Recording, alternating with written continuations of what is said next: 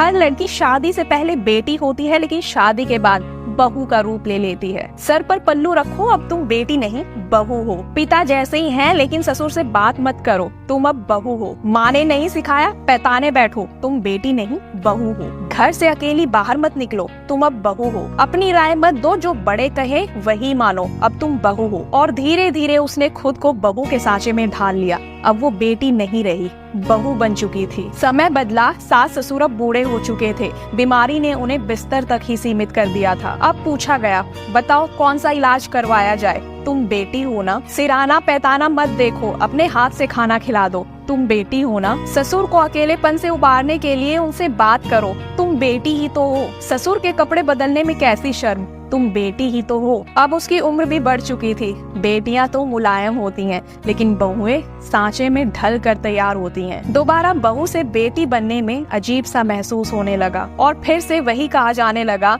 चाहे जितना मर्जी कर लो, लेकिन बहुएं कभी बेटियां नहीं बन सकती। समाज की इस सोच पर क्या ही कहना, जहां अपने स्वार्थ के लिए बहू से बेटी जैसी सेवा ली जाती है, लेकिन बहू को कभी भी बेटी की जगह स्वीकारा नहीं जाता। मेरा मानना है कि पहले बहू को बेटी जैसी जगह दें, उसके बाद बहू से बेटी जैसी बनने की उम्मीद करें, क्योंकि बेटी से बहू बनना मुश्किल है, लेकिन बहू से बेटी बनना मुश्किल नहीं है। हर लड़की शादी से